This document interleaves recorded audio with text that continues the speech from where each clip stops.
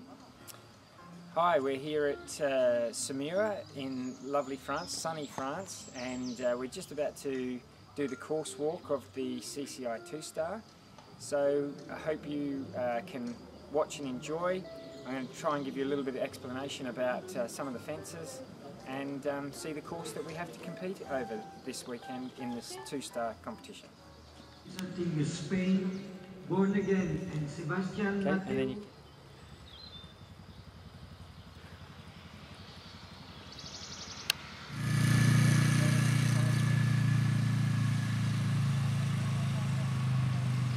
Okay, so here we are at fence 4, probably the first real test in the course, and it's quite a big bank up and a bounce over a hedge.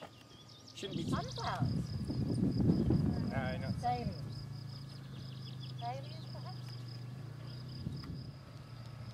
Okay, so fence 6A, a big, quite wide drop going into this quarry, and obviously you've got to come at a little bit of pace because the fence is so wide, but not too much pace because you've got a very steep incline on the other side, and then down into this little dip and back up and over a very skinny double hedge B.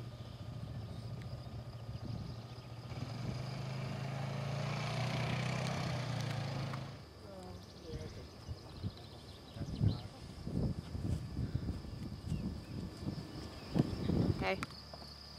Okay, so 8A, nice big hedge fence into water. I actually quite like the fact that the horses can see the water under the rail, so they know it's coming. It won't be a shock to them when they get here. Straight in, and I think probably 4 strides and out over the hedge on the hedge at B. And the water's nice and cold.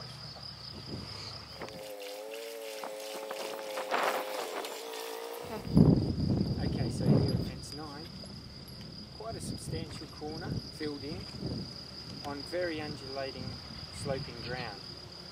I suppose the advantage is that the ground is actually sloping to the bigger side of the fence. A lot of flowers on top, which should keep the horses away from that way. Yeah, I think it's quite a nice corner right here at the side of the 2-star dressage crest. Whatever that is. 10A, quite another big drop. Fairly simple fence, but another big drop, and then the slope will really push you away down the hill, and you've got to keep the control enough to get to fence B, the 10B, which is probably something like a wishing well, I suppose. With the we've seen quite a few of these fences on Pierre Michelet's course, and they normally jump pretty well, and he's actually been quite friendly and giving us a fair bit of room. There's probably at least 3, maybe 4 strides on the flat.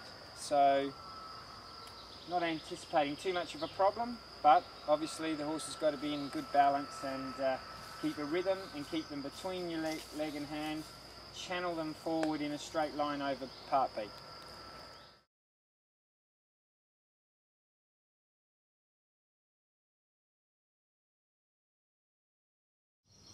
Okay, so we're into a very interesting part of the course now. 10A and B, accuracy jump, big open ditch at 11, and now 12. Another test of boldness. The horses really have to be honest. They can't see where they're going over this. They have to collect out in the corner and then ride as forward as you can, giving the horse the head. It's so important that you let the horse's neck out here, so when they finally get up to the rail, they can really use their body and stretch over the top. And then we have an arrowhead on the way out. Il va faire chaud. Faut prévenir au niveau du budget du car, ça va être important. Hello, I'm not being too... 14A and B, quite another accuracy test. 2 angled logs on what I think at this point in the course will be quite a short 2 strides. So a little bit, I think you're just going to have to keep them collected and connected and hold your line.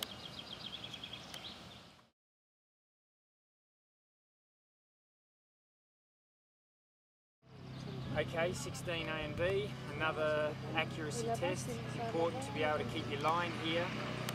Jump 16A and 4 long strides walking down to another triple brush skinny.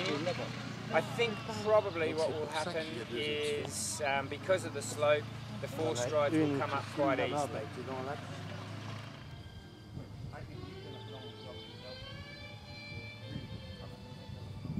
Well, we're nearly home now. One decent test before we get there is fence 18, combination A, B, C and D. Quite a big jump down onto the slope and then down over a relatively small log into the water, through the water, which I think will probably be on 4 strides, up the other bank on the other side, and then hold your line for the last decent accuracy test, the corner at D.